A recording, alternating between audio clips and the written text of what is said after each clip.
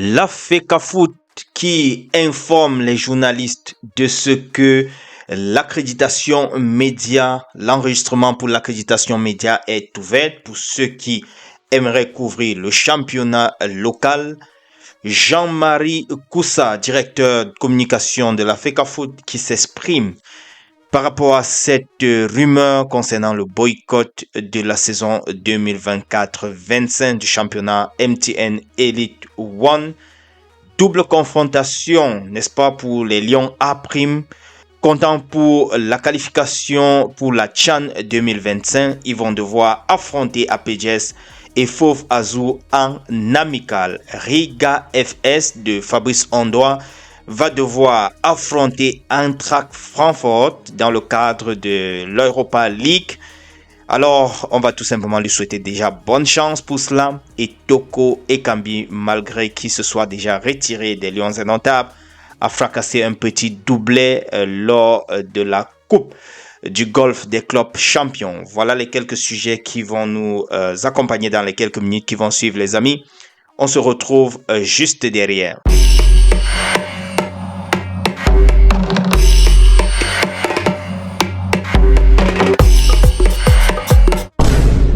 Alors les amis, je vous le disais, saison 2024-25, les accréditations médias. L'enregistrement pour cela a été déjà lancé du côté de la FECAFOOT. C'est ce qu'il nous dit en tout cas. La FECAFOOT nous dit cela sur sa page Facebook. Les journalistes sont donc priés de devoir se rapprocher de la fédération pour ceux-là qui aimeraient donc couvrir cet événement ou bien le championnat local pour la saison prochaine. La date limite d'enregistrement ou bien la date limite de soumission est fixée au dimanche 3 novembre 2024 à minuit. Donc, pour ceux-là qui aimeraient donc se faire enregistrer, pourront donc faire acheminer leur dossier ou bien leur candidature au plus tard donc le dimanche 3 novembre. Alors, je vous le disais, c'est le directeur de communication de la FECAFOOT, Jean-Marie Koussa, qui s'est exprimé par rapport à cette rumeur qui concerne le boycott du championnat. Semblerait-il, les clubs ne sont pas très contents. Et selon beaucoup de rumeurs, il y aurait des clubs qui ne voudraient pas prendre part au championnat qui va sans doute aussi bientôt démarrer. Il dit ceci: je n'ai pas été saisi par des plaintes de présidents de clubs qui envisageraient bloquer le championnat. De ce que je sais, la saison sera régulièrement lancée. Il y a des séances de travail qui sont envisagées par la Fédération camerounaise de football et les clubs pour trouver le meilleur moyen afin que les acquis de ces 3 dernières saisons sous l'actuel exécutif soient préservés. Les échanges seront menés avec les clubs pour que nous ayons le meilleur championnat possible.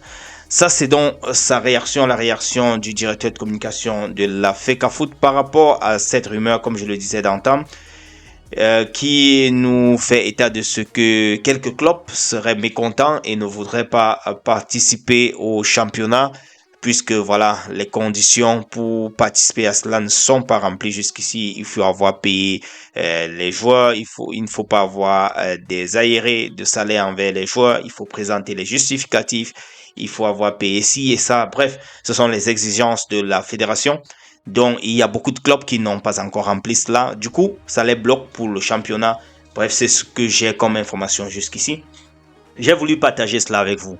Concernant la double confrontation qualificative pour la CHAN 2025, les Lions A' affrontent APJS et Fauve Azur en amical.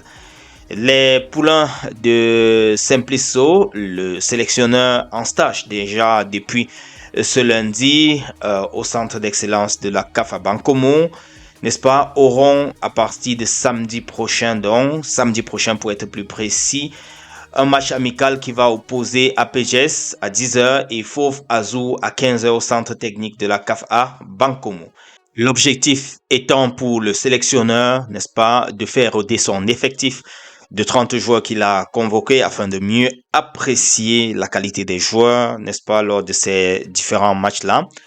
Il faut donc préciser, comme je dis, le match sera en aller et retour en décembre prochain, comptant pour la qualification pour la CHAN 2025. Il faudrait donc que ces Lions A' viennent à bout de ces fauves de Bazou de Bangui de la République centrafricaine. Et après cela, ils pourront donc avoir leur ticket pour participer à la CHAN prévue en 2025 au Kenya, en Ouganda et en Tanzanie. Voilà, c'est ce qu'il faut retenir pour ces doubles confrontations-là, en amical donc, comme je le disais, entre APGS et aussi Fauve Azur. Les amis, je vous ai parlé tout à l'heure de Riga FS qui va devoir affronter Eintracht Francfort. C'est dans le cadre de la Europa League. Il faudrait donc que Riga FS essaye, n'est-ce pas, de décrocher sa première victoire en Europa League contre cette équipe allemande-là. Ce qui ne sera pas déjà chose facile parce qu'Eintracht Francfort, c'est aussi un autre morceau dur à croquer. On leur souhaite bonne chance dans tous les cas et surtout à Fabrice Ondoa qui est le portier de Riga FS et qui donne de belles performances depuis un bon bout de temps. On espère que voilà, ils vont pouvoir venir à bout de Eintracht Francfort.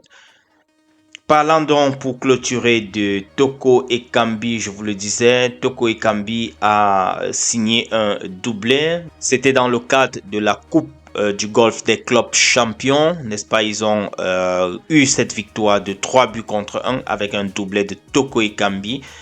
Et voilà, malgré qu'il ne soit plus dans les Lions indomptables, ça fait quand même du bien lorsqu'un Lion, que ce soit un ancien ou un Lion en activité dans la sélection nationale, fait de belles performances. J'aime bien partager cela avec vous. Bref, voilà tout ce que je voulais partager avec vous ce matin, les amis. On se prend sans doute dans la prochaine publication au courant de la journée.